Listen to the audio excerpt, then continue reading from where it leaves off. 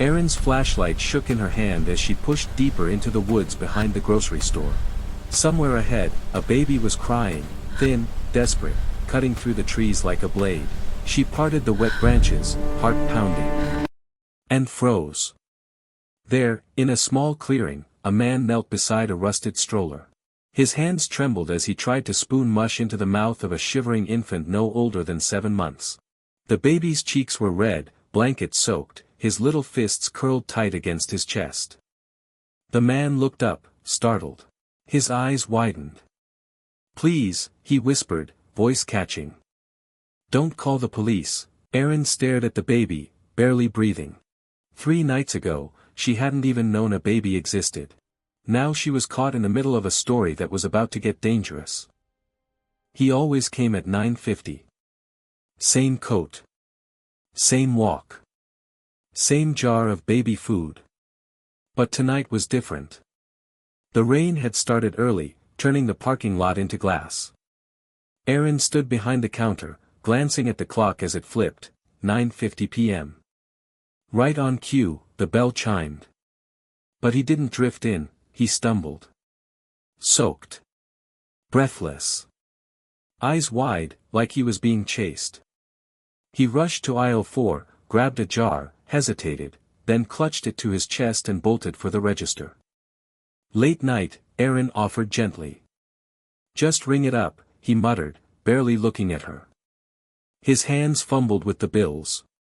He dropped one, cursed, didn't pick it up. The second she handed him the bag, he turned and was gone. Didn't wait for change. Didn't glance back. Erin stepped to the window. She caught just a glimpse of him, disappearing past the edge of the lot, into the trees. Something in her twisted. She grabbed her keys. "I'll be right back," she called out to Devon. She followed the path behind the store, her flashlight cutting through the dark. Rain clung to the branches, the air thick and wet. Then, a sound. A baby's cry. Thin. Distant. Her pulse spiked. She pushed through brambles, branches tugging at her coat, the cry getting sharper. Then, a clearing. A rusted stroller stood alone, soaked under a threadbare blanket. Beside it, the man kneeled in the mud, trying to feed a baby with a plastic spoon. The same jar she'd just sold him was open in his hand. The child was barely 7 months old, red-faced, crying, cold. The man looked up. His face was raw with terror. "Please," he rasped, clutching the jar like a shield. "Don't call the police. They'll take him. They'll take me." Erin couldn't move. Couldn't speak. She had followed him into the dark expecting danger. But she had walked into something else entirely. The baby whimpered softly, cheeks flushed from cold, his tiny body wrapped in a blanket that did little to help. Erin kept her voice low. "Whose baby is that?" The man didn't answer at first. He just looked down at the child like he wasn't sure he was allowed to speak. "I found him," he whispered. 3 nights ago. Behind your store." Erin blinked. "What?" "That night. I heard crying. Thought it was a cat at first." His voice shook. But it was him. Just lying there. Wrapped in this. He touched the soaked blanket. I didn't know what to do. He was freezing. Hungry. I bought food. Thought it might help." Erin stared at him, trying to understand. "You should have gone to the police." At that, he flinched hard. "I can't. I'm undocumented. If I walk into a station with a baby, they won't ask why. They'll take him. And they'll take me." His fear was real. "I didn't steal him," he said quickly. "I swear. I just couldn't leave him." Erin looked at the child again. The way he clung weakly to the spoon. The way his cries had grown soft, like he was too tired to keep fighting. She stepped forward, gently. "What's your name?" He hesitated. Mateo. Erin nodded. Okay, Mateo, you did the best you could. But he needs help. Real help. A doctor. Warmth. I can't go to a hospital. I'm not asking you to. I know someone, she works with a local community group. No questions. No police. Just help. Mateo looked up for the first time, eyes scanning her face for a lie. Let me help, she said softly. He looked at the baby, then back at her, and finally, slowly, nodded. The man adjusted the blanket around the baby, trying to shield him from the cold. Erin knelt beside the stroller. The baby's breathing was fast. Shallow. How long has he been like this? Since yesterday, Mateo said. At first he cried. Now, barely. That scared her more than anything. He needs warmth. Fluids.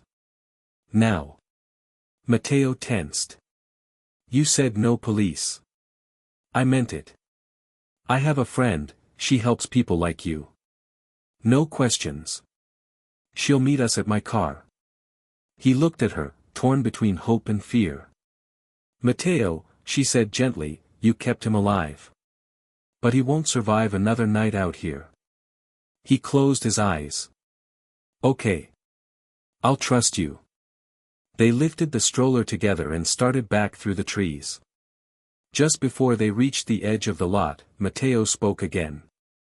There was someone else, the night I found him. A woman. Running. Crying. Erin stopped. A woman? I didn't see her. Just her voice. Like she didn't want to leave him, but had to. A chill swept through her. This wasn't just abandonment. It was escape. The parking lot felt colder now, lights flickering weakly above the wet asphalt. Erin unlocked her car and cranked the heater. Put him here, she said. Mateo hesitated, then gently lowered the baby into the back seat. The child whimpered, limbs twitching from the cold. Erin touched his forehead, still too cold. You did everything you could, she said. She pulled out her phone and called Mara, a friend who worked with undocumented families. Mara, I need you at the store. Now. Bring blankets. Baby supplies. It's urgent. She hung up and turned to Mateo, who stood a few feet from the car, drenched, hands twisting nervously. My mother used to say, he said, voice thin, if you save one life, yours wasn't wasted. He gave a weak smile. But I didn't think mine would end up like this. Sick. Homeless. Running. He looked at the baby. But when I found him, I finally felt like I mattered. Erin nodded, quiet. Moments later, headlights swept across the lot. A blue sedan pulled in. Mara stepped out with a bag of blankets and a calm urgency in her stride. When she saw the baby, her expression shifted from confusion to determination. Let's get him warm first, she said. Then we talk. Mateo stepped back as Mara worked, but Erin saw it in his face. This wasn't just about hiding anymore. It was about protecting something precious. Inside the staff room, Mara laid the baby in a box padded with towels. The heater hummed nearby. He's weak, but stable, she murmured. We need fluid soon. Mateo hovered nearby, wringing his hands. I tried to keep him warm. I tried. You did, Mara said softly. Erin knelt beside the child, brushing a damp strand of hair from his forehead. Then something caught her eye. A faint mark on the baby's arm. A bruise. Small. Finger-shaped. Mara, look. Mara leaned in. Her face tensed. Someone grabbed him. Recently. Mateo flinched. Not me. We know, Erin said. But something had changed. This wasn't just a rescue. It was a warning. Was there anything with him? Erin asked. Mateo hesitated. Then reached into his coat pocket and pulled out a plastic bag. Inside, a small silver key tied to a stained pink ribbon.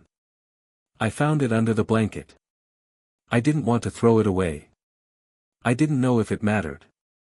Erin turned it over in her fingers. This meant something. No one ties ribbon to trash. Mara nodded. Could be a house. A shelter. Something left behind on purpose. Erin looked at the bruise again, then the key. Someone hadn't just abandoned this child. They'd left a message. Rain hammered the store windows. The world outside blurred to streaks and shadows. Inside, the baby stirred, not crying, just restless. His hand slipped from the blanket. That's when Erin saw it. A hospital ID band. Worn. Dirty. Nearly torn in half. Mara gently wiped it clean. A date. A time. And a name, mostly erased. Just 2 letters still visible, Lee. Liam. Erin guessed. Or the mother's name, maybe. If this bracelet's real, Mara said, this baby's in the system. Someone's looking for him. Mateo stiffened. You mean, the police? Maybe. Or someone worse. Erin sat back, staring at the child. A bruise. A key. A hospital tag. Everything screamed one truth louder than the rest. This wasn't a mother walking away. This was someone running. The baby cried, louder this time. Then. Bang. A fist struck the front window. Everyone froze. Mateo peeked through the blinds. Someone's outside. Erin joined him. A man stood in the rain, soaked hood clinging to his head, face half hidden. He wasn't looking in, he was scanning the lot. Searching. Another bang. He cupped his hands to the glass, peering in. Erin whispered, he's looking for the baby. The man stepped closer. Tried the door. Rattled the handle. The baby cried louder. His head snapped toward the sound. Erin whispered, back exit. Now. Mateo grabbed the stroller. Erin shut off the lights. The man slammed his shoulder against the door. Again. They didn't wait. They ran for the back. And Erin knew, with certainty. This was the man the mother had been running from. And he'd just found them. The back hallway was cold. Erin's keys shook in her hand. She cracked open the rear door. Rain blew in sideways. Her car waited 10 yards away. Go, she whispered. They ran. Halfway across the lot, the baby cried. From behind the dumpster. There. The man lunged out of the shadows. Soaked. Bruised. Furious. Mateo turned and stepped between him and Mara. Get in the car. Erin shouted. Mara dove into the back seat with the baby. Erin flung the door open, jammed the keys into the ignition. The man was sprinting now. Give him to me, he roared. Mateo barely made it inside before Erin slammed the door shut. The man hit the glass with his fist. Hard. Go. Mateo yelled. Erin floored it. Tires shrieked. The car fishtailed, then caught grip. The man chased them, 20, 30 feet, before vanishing into the storm. Inside, no one spoke. The baby whimpered. Only then did Erin realize she was still holding her breath. The shelter sat at the edge of town, brick walls, buzzing porch light, nothing fancy. Erin pounded on the door. A woman answered, tired eyes, cautious expression. We're closed. We found a baby, Erin said. That was enough. Inside, warmth hit them like a wave. Posters lined the walls. A cot waited near the corner. Mara laid the baby down. The woman checked him expertly. Cold. Hungry. But strong. Erin pulled out the receipt from earlier. He had this with him. From here. The woman squinted at it. Then nodded. She was here. 4 days ago. Young. Soaked. Scared. Said someone was coming for her baby. Mateo stepped forward. Not the father. No. She said he wanted the child for money. Power. Something sick. Erin's chest tightened. She was going to check in. But headlights spooked her. She ran. And left the baby behind the store, Erin finished. The woman looked down at the child, gently stroking his cheek. She didn't abandon him, she whispered. She ran out of time. A car screeched to a stop outside the shelter. No knock. No voice. Just silence. Then. A soft tap at the side door. Erin cracked it open. A young woman stood there, drenched, shaking. I followed you, she whispered. You had his blanket. I didn't know if he was alive or... Her legs buckled. Erin caught her. He's here. He's safe. The woman's eyes locked on Mara, who held the baby. She let out a broken gasp. My baby. Mara gently handed him over. The woman sank to her knees, cradling him like something sacred. I'm sorry, I tried, I thought he'd catch me, I thought I could come back. You did everything you could, Erin said softly. But the woman's head jerked up. No. He's here. He followed me. The front door rattled. A shadow moved past the windows. Mara's voice dropped. He found us. The coordinator waved them down the hall. Office. Go. They ran, mother clutching her child, Mateo shielding them. He's not his son, Elena said. Erin whispered, then what does he want with the baby? The woman looked up, voice breaking. He wants to sell him. Inside the office, the baby whimpered in his mother's arms. The others stood in silence. Then. Metal clanged. The man was trying to pry the door open. Mateo grabbed a chair. Erin snatched a fire extinguisher. Crack. A hole split in the door. A hand reached through, feeling for the lock. Erin slammed the extinguisher down, hard. The hand yanked back with a howl. A bloodshot eye appeared in the hole. He's mine. No, Mateo growled. He's not. Another slam. The door bent. Then. Sirens. Faint. Then louder.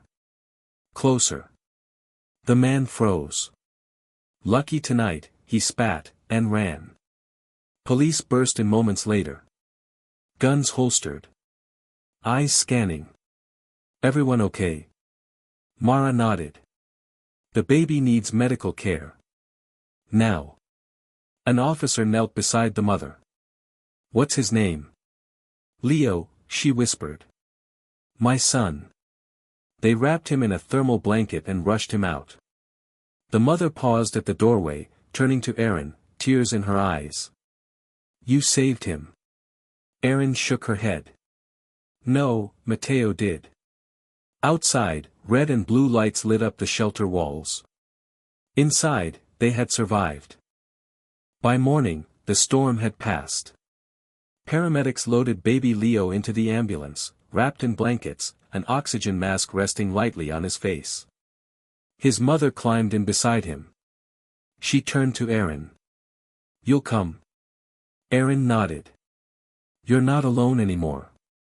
The ambulance doors shut. The siren faded. Mateo stood beside her, soaked, trembling. I didn't think we'd make it. You did more than survive, Erin said. He looked away, embarrassed. I just didn't want him to be alone. I know you have questions, Elena said. You deserve answers. Erin nodded gently. Only if you're ready. Elena swallowed. I came from Honduras 2 years ago. Someone promised me cleaning work, no questions. But it wasn't a job. She looked down at Leo, brushing his cheek. They took my papers. Said I owed them. Said Leo made me valuable. Her voice trembled. That man, he wasn't the father. He was the one who kept us in line. When I heard him say Leo was being taken in the morning, I ran. She looked at Erin. I didn't mean to leave him. I thought I could come back before anyone noticed. She wiped her eyes. But he kept following me. Erin's voice was quiet.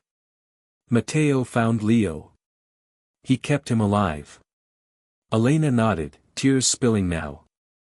She turned to Mateo, thank you. For doing what I couldn't. Erin reached across and squeezed her hand. You did protect him. You're still doing it. The next afternoon, Erin returned to the woods. The stroller was gone. The clearing was quiet. Just mud, footprints, and fading memory. This was where a child nearly disappeared. But didn't. She knelt, touched the earth, and whispered, "You made it." Then she walked back to the store. The bell chimed. Erin looked up. Elena stood in the doorway, clean, rested, holding baby Leo. Mateo and Mara flanked her. We wanted to thank you, Elena said. The police caught him. He's gone. Erin smiled, her throat tight. Leo reached for Erin with tiny fingers. She touched his hand. You're safe now, she whispered. Elena nodded. Because you didn't look away. Mateo smiled quietly. She's getting housing. A real place. When it's ready, Elena added, you're all invited. You're part of his story. Erin blinked fast, holding back tears. If this story moved you, hit like, subscribe, and share it with someone who still believes small acts of courage can change everything.